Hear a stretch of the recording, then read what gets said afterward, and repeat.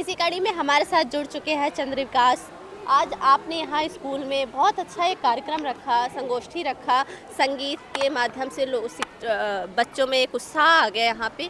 तो किस तरह से आप इसको देखते हैं कि क्या संगीत बच्चों का भविष्य है? और पहले तो बहुत बहुत आभार रविंद्र शुक्ला जी का, अखंड भारत चैनल का और आप सबका कि इतने कम समय पे भी आप लोग आ पाए और इतना अच्छा आयोजन हो पाया। सब लोग इससे बहुत ही प्रसन्न हैं, विद्यालय के लोग भी और जो बाहर से भी लोग आए हैं। संगोष्ठी का जो मुख्य उद्देश्य, क्योंकि पश्चिमी उत्तर प्रदेश में मेरा डोमिसाइल है, मैं यहाँ करीब 15 वर्षों से लगभग रह रहा हूँ, तो एक ऋणी भाव मुझे यहाँ का लगता है। यहाँ हर तरह की संपन्नता है, मिट्टी बहुत उपजाऊ है, लोगों में धन की कमी नहीं है, बड़े बड़े लैंड होल्डिंग्स हैं, मेहनती भी हैं लोग। लेकिन एक चीज़ का जो अभाव था वो मुझे दिख रहा था बार बार, कला संस्कृति का, और उससे इनकी संपन्नता समृद्धि में नहीं बदल रही है, उससे वो शुचिता नहीं आ रही, वो स्वच्छता पवित्रता नहीं आ रही। मंदिर के परिसर सुने सुने पड़े हैं, वहाँ भजन कीर्तन नहीं हो रहा, चिल्लम चल रहा है, ठेके चल रहे हैं, बड़ी बड़ी गाड़ियाँ हैं, उसका शौक है, और उससे कहीं ना कहीं क्षेत्र बर्बाद हो रहा है। मोबाइल पे रील चल रहा है जो डिजिटल अफीम कहा जाता है। तो मैंने देखा कि अंग्रेजी शराब और ठंडी बियर की भयंकर दुकान, ऐसे ऐसे विज्ञापन यहाँ पे लगे हुए हैं।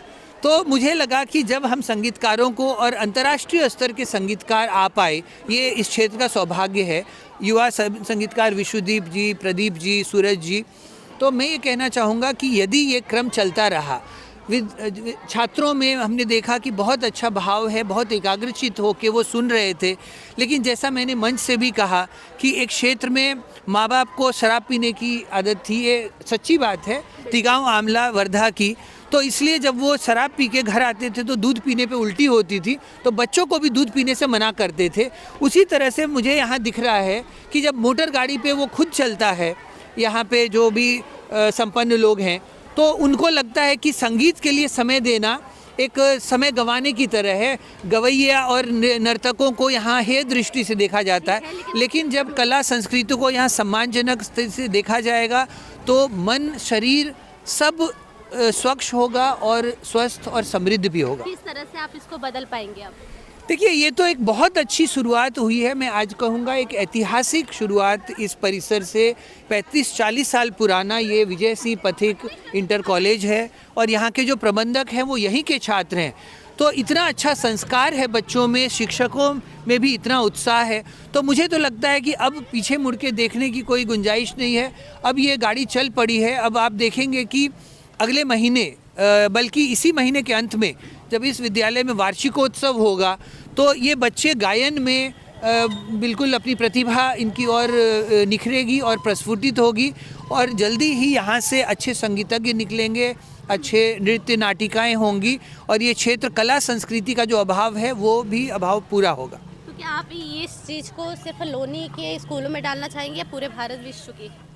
अभी हमारा जो लक्ष्य है कि लोनी से शुरू करके, लोनी प्रखंड ही 310 वर्ग किलोमीटर का है, और यहाँ पे इसको प्रयोग को एक हमारा विश्वविद्यालय का विचार है, विकसित भारत सांस्कृतिक विश्वविद्यालय, जो कि एक ओपन यूनिवर्सिटी होगा।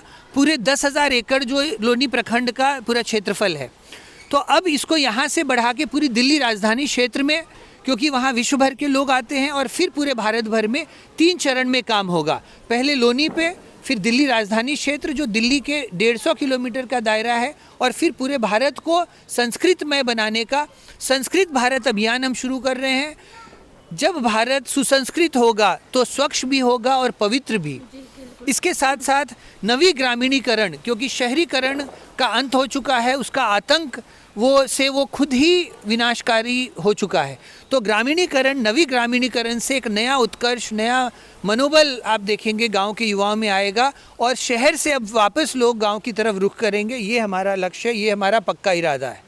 ऐसी ही और वीडियो को देखने के लिए चैनल को सब्सक्राइब कीजिए, वीडियो को लाइक कीजिए, कमेंट कीजिए और शेयर कीजिए। धन्यवाद।